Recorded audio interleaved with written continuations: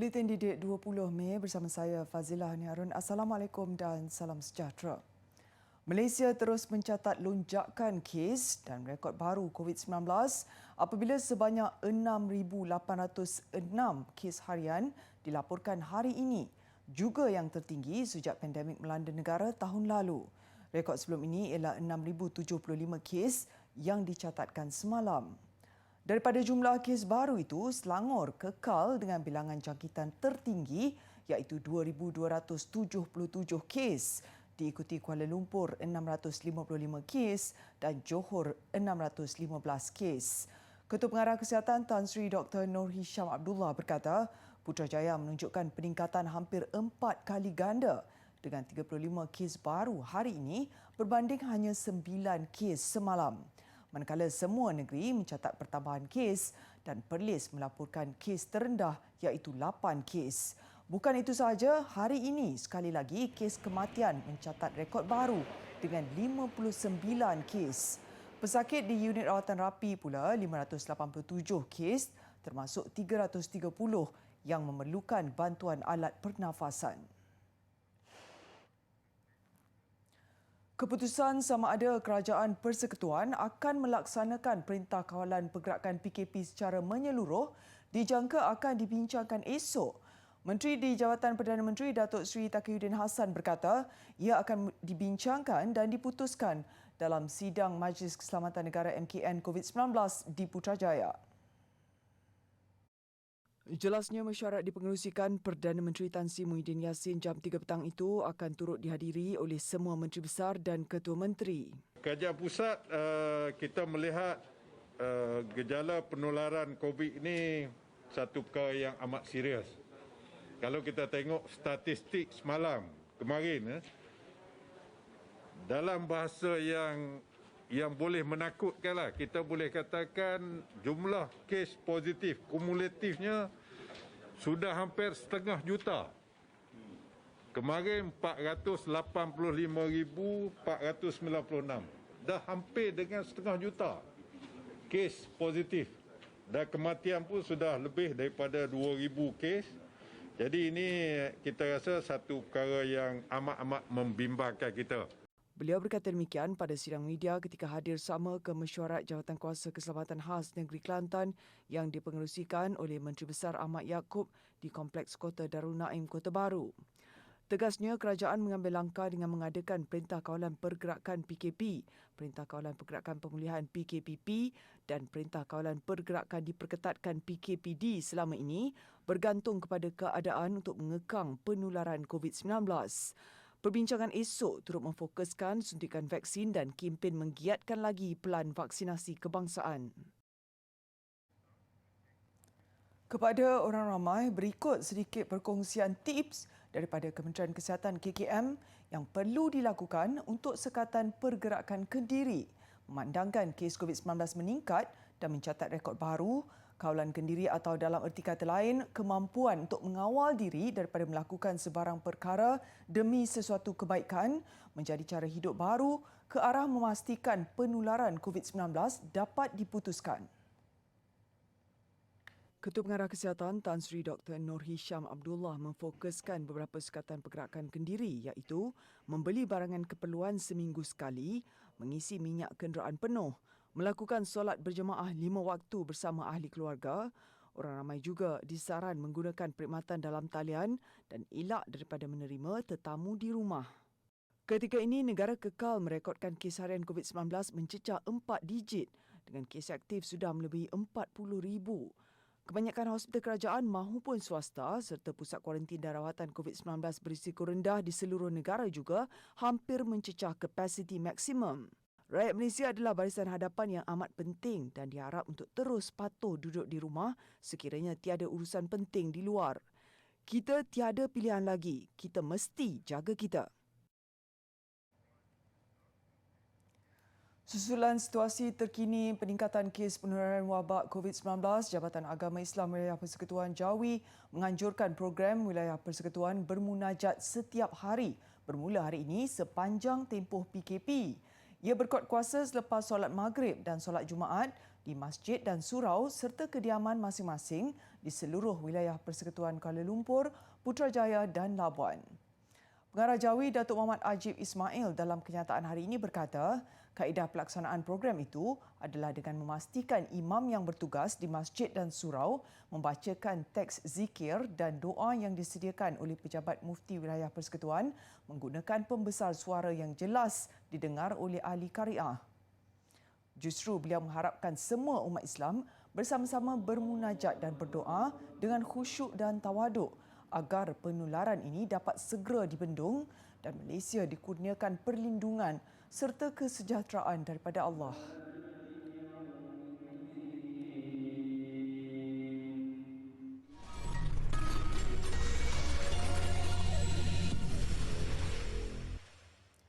Institusi Pengajian Tinggi IPT boleh menggantikan latihan industri kepada beberapa latihan alternatif bersesuaian untuk pelajar dalam tempoh Perintah Kawalan Pergerakan PKP. Ketua Pegawai Eksekutif Agensi Kelayakan Malaysia MQA, Profesor Datuk Dr. Muhammad Shatar Sabran berkata pihaknya peka dengan kesukaran pelajar untuk menjalani latihan industri sepenuhnya bagi memenuhi hasil pembelajaran yang ditetapkan. Beliau memaklumkan perkara itu sudah dimaklumkan dalam Nota Panduan Pengendalian Program Pendidikan Tinggi semasa PKP Februari lalu. Kaedah lain yang boleh dipertimbangkan ialah seperti industry-based project, problem-based project, topical study atau research project. Aktiviti simulasi dan amali dalam bentuk virtual, dalam talian maupun remote juga boleh dilaksanakan berdasarkan kesesuaian. Kaedah alternatif itu boleh dilaksanakan sebagai penggantian penuh atau sebagai pelengkap kepada latihan industri yang terpaksa dihentikan separuh jalan. Mengulas lanjut, Profesor Datuk Dr. Muhammad berkata, IPT bertanggungjawab untuk memastikan pelajar mendapat pendedahan industri yang diperlukan sebagai persediaan mereka di alam pekerjaan dengan memastikan pelajar memenuhi hasil pembelajaran kursus. Pelajar berumur lebih 20 tahun menuntut sepenuh masa di peringkat diploma atau sijil kemahiran Malaysia tahap 4 dan ke atas di IPT tempatan berdaftar turut layak menerima bantuan kredit e-wallet menerusi program e-Belia selain individu yang mencapai umur 18 ke 20 tahun. Inisiatif berkenaan dijalankan di bawah program strategik memperkasa rakyat dan ekonomi pemerkasa. Mereka yang memenuhi kriteria itu akan menerima RM150 berbanding RM100 sebelum ini. Kerajaan terdahulu mengumumkan e-Belia dengan peruntukan RM300 juta akan dibuka bermula 1 Jun ini untuk 2 juta belia warga negara Malaysia. Matlamatnya meringankan beban kewangan mereka dan menggalakkan perbelanjaan tanpa tunai. Untuk penembusan kredit e-Belia ini, ia boleh dilakukan menerusi 4 platform iaitu BigPay, Boost, Shopee atau Touch & Go e-wallet yang juga akan menawarkan insentif tambahan berdasarkan kempen masing-masing. Konsep komunikasi hari ini berubah seiring peredaran zaman. Sesiapa sahaja bebas bersuara di platform media baru, khususnya media sosial yang turut menjadi sumber kepada maklumat dikehendaki tanpa kawalan sesiapa. Namun, jangan kita alpa didikan supaya menjaga adab dan etika ketika berkomunikasi di alam maya perlu diterapkan dari peringkat awal. Menurut pensyarah kaunseling dan psikologi pendidikan di Universiti Teknologi Mara UiTM Puncak Alam, Dr. Sharifah Muslia Said Mustafa, sikap bertanggungjawab memainkan peranan penting dalam memupuk adab berkomunikasi. Adab yang terbaik untuk berkomunikasi di alam maya adalah yang pertama, kita mesti berbicara secara bertanggungjawab. Sama ada bila kita menulis sesuatu, bercakap atau menghantar gambar. Kita mesti bertanggungjawab dengan apa yang kita tulis, apa yang kita cakap atau apa yang kita hantar. Amalkan sikap berhati-hati sebelum kita klik hantar itu, tanya dulu pada diri sendiri. Apakah kesan dari komunikasi yang saya nak katakan ini pada diri saya, pada orang lain? Pendek kata, kalau kita tak suka orang bercakap begitu atau menulis tentang itu pada diri kita, maka janganlah kita buat yang sama pada orang lain. Berkomunikasi di media sosial tanpa interaksi bersemuka yang nyata atau secara fizikal menjadi pilihan terutamanya golongan muda. Ini mungkin kerana mereka rasa lebih berani untuk melontarkan apa sahaja yang bermain di fikiran tanpa memikirkan kesannya terhadap penerima. Lebih-lebih lagi yang menjurus kepada aib seseorang sekaligus memberi kesan emosi yang amat mendalam. Janganlah kita terjebak dengan acara jom tumpang sekaki. Orang lain punya isu, kita pula lebih-lebih, kita tukuk tambah, kita lebih simbah minyak ke bara api biar dia jadi lebih hangat. Ya? Jadi tak perlulah kita mengapi-apikan orang atau situasi lain kecuali tujuan kita adalah untuk mendamaikan suasana. Justru nasihat beliau, komunikasi di alam maya juga perlu secara berhemah dan dipraktikkan orang ramai. Ia termasuk menjaga bahasa dan cara berinteraksi. Sekiranya kita dalam keadaan marah atau beremosi, elakkanlah berkata-kata dan meluahkannya di media sosial. Ambil ia sebagai tanggungjawab masing-masing supaya tidak menimbulkan salah faham dan kecelaruan dalam masyarakat. Sejahtera, kami ingin mengucapkan Selamat Hari Guru kepada semua guru-guru dan harapkan segala ilmu yang diberikan. Terima kasih, Cikgu. Saya Hishita Shiri, anak perempuan Madelagan dari Sekolah Kebangsaan Air Merah, ingin mengucapkan Selamat Hari Guru kepada semua guru. Terima kasih, Cikgu. Hai, Assalamualaikum dan salam sejahtera. Bertemu lagi kita dalam tips memperkasa bahasa ketika PDPR. Ibu bapa yang berada di rumah bolehlah mendengar tips daripada Cikgu Arif ini.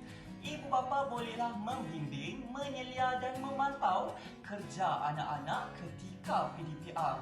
Hal ini dikatakan sedemikian kerana apabila ibu bapa memantau tugasan dan kerja anak-anak, pastinya hasilnya lebih cemerlang. Asha, sedang buat apa tu? Meja ada pensel. Wah, bagusnya.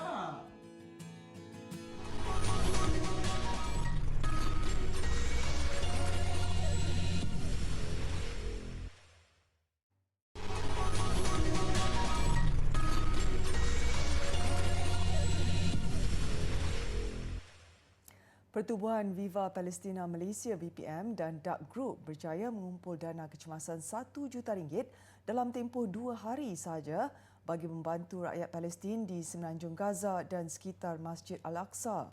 Pengasas bersama Dark Group, Datin V. Yusof berkata, dana kecemasan dibangunkan menerusi kitafan itu akan digunakan bagi membekalkan bantuan perubatan dan lain-lain keperluan kritikal bagi mereka yang terkesan di Palestin. Beliau berkata sasaran jumlah RM1 juta pada awalnya dijangka dicapai hujung bulan ini dan pihaknya akan meneruskan usaha menambah dana bagi menyediakan bantuan tambahan dengan semua hasil kutipan diserahkan kepada rakyat Palestin. Jumlah yang dikumpulkan dalam masa 2 hari itu satu kejayaan yang membanggakan kerana ia menunjukkan ramai yang prihatin dengan derma terus diterima bukan sahaja daripada rakyat Malaysia, malah dari seluruh dunia. Kumpulan DARK juga akan melancarkan koleksi istimewa The Palestine DARK pada bulan depan dengan 100% hasil kutipan akan disumbangkan kepada VPM. VPM yang sebelum ini dikenali sebagai Complete adalah gabungan 50 pertubuhan bukan kerajaan NGO Malaysia yang berusaha menyediakan kumpulan sokongan dan advokasi untuk rakyat Palestin dalam mengumpulkan dana bagi membiayai pelbagai projek perubatan dan pendidikan di Palestin. Kitafan pula adalah platform pendanaan bagi keperluan perubatan, kemanusiaan dan kecemasan. Orang ramai yang berminat menyumbang boleh melawat laman web Kitafan. Penyanyi dan komposer Faizal Tahir bersama kumpulan nasyid Mirwana pula berkolaborasi melalui virtual showcase Nostalgia yang bakal berlangsung pada 30 Mei ini. Ia bagi mengumpul dana untuk disalurkan kepada rakyat Palestin. Sama seperti selebriti lain, Faizal juga menunjukkan sokongan padunya di media sosial untuk memberi kesedaran kepada warga maya tentang isu yang sedang melanda wilayah bergolak itu. Di samping itu, penganjuran showcase berkenaan sebagai salah satu inisiatif melaungkan sokongan dan solidariti membantu rakyat Palestin. Yang paling penting sebenarnya sebahagian daripada kutipan hasil tiket showcase ini akan disalurkan ke My Aqsa Defenders yang merupakan gabungan NGO daripada Malaysia yang akan bertungkus lumus untuk menyalurkan bantuan ke Gaza, Palestin. Terdahulu, Faizal mengumumkan mahu berehat untuk jangka panjang sebagai seorang penyanyi bagi meluangkan lebih masa bersama keluarga dan dirinya sendiri. China telah mengeluarkan foto pertama yang diambil daripada rover Zhurong yang kini berada di planet Marikh. Gambar itu dikongsi Pentadbiran Angkasa Kebangsaan China CNSA di laman webnya. Ia menunjukkan lanskip di planet tersebut, manakala rakaman dari belakang pula menunjukkan panel solar Zhurong. Turut dikongsi 2 video pendek yang merakam saat kapsul daripada Zhurong berlepas dari satelit yang membawa rover itu dari bumi. Rover berkenaan tiba di planet Marikh Ahad lalu, menjadikan China negara kedua yang berjaya meletakkan kenderaan sedemikian di Marikh dan beroperasi untuk tempoh yang lama. Negara pertama dengan pencapaian itu ialah Amerika Syarikat. Kumpulan K-pop Twice cipta satu lagi sejarah di YouTube. Ia selepas video muzik lagu Jepun mereka Breakthrough melepasi 100 juta tontonan di platform tersebut sekaligus yang ke-17 meraih pencapaian itu. Dengan kejayaan terbaru ini, Twice memecah rekod sebagai kumpulan wanita dengan jumlah video tertinggi melepasi 100 juta tontonan di YouTube. Rekod terdahulu dipegang kumpulan Britain Little Mix dengan 16 video. Ketika ini, Twice sedang bersiap sedia untuk melancarkan album mini Taste of Love yang dijadual keluar pada 11 Jun nanti. Nak berburu keluar kota, seluas alam bumi terbentang. Tanpa guru sebelah kita, ibarat malam tanpa bintang. Selamat Hari Guru! Saya wakil dari Ikatan Ahmad ingin mengucapkan Selamat Hari Guru kepada semua guru-guru di Malaysia. Selamat Hari Guru. Syukran jazilan ala kulli muallimin. Selamat Hari Guru! Selamat Hari Guru, saya sayang cikgu. Terima kasih cikgu, selamat Hari Guru. Selamat Hari Guru, Happy Teachers Day. Selamat Hari Guru cikgu, Happy Teachers Day. We love you teachers.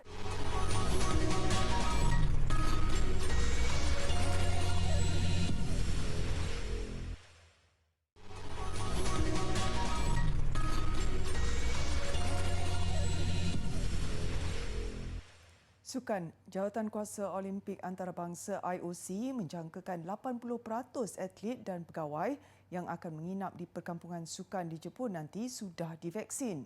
Badan Sukan Dunia itu juga menawarkan bantuan tambahan kepada tuan rumah Sukan Olimpik dan Paralimpik bagi memenuhi keperluan anggota kesihatan. Jepun ketika ini berjuang habis-habisan melawan penularan pandemik ketika tinggal kurang 9 minggu sahaja lagi Sukan Olimpik membuka tirainya. Dengan kebimbangan tinggi dalam kalangan penduduknya serta kebanyakan di antara mereka menolak tamasya itu daripada berlangsung, Jawatankuasa Olimpik Antarabangsa IOC tampak mahu meredakan keadaan dengan menyatakan bahawa kebanyakan yang terbabit sudah divaksin. Presidennya Thomas Bach dalam sidang mesyuarat secara maya dengan tuan rumah memberitahu 75% yang menghuni perkampungan sukan diberi vaksin dan angka tersebut akan bertambah. Beliau juga menegaskan tamasya itu tidak akan menjadi penyebar kepada COVID-19 yang menjadi ketakutan penduduk. Sebagai tambahan, IOC juga ingin menawarkan staf perubatan kepada penganjur sebagai bantuan tambahan memenuhi keperluan kesihatan. Juventus menjulang Piala Itali kali ke-14 selepas menewaskan Atalanta 2-1 di perlawanan akhir menerusi jaringan Dejan Kulusevski dan Federico Chiesa. Final Piala Itali menemukan Atalanta dan Juventus di Mapei Stadium selepas diancam dengan serangan berbahaya Atalanta seawal minit ke-5. Asalkan Juventus pada minit ke-31 membuahkan hasil apabila Dejan Kulusevski membuka tirai jaringan perlawanan. Permainan berubah menjadi 1-1 menuju rehat selepas Ruslan Malinovski menjaringkan gol untuk Atalanta 10 minit berselang.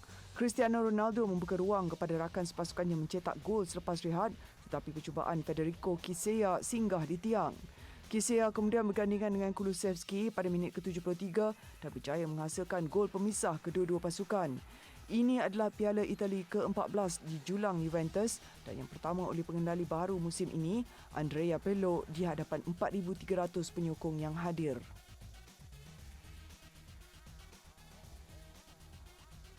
Saingan Piala Perancis pula menjadi milik Paris Saint-Germain PSG selepas bintangnya Kylian Mbappe memacu pasukannya menewaskan Monaco 2-0 di perlawanan akhir.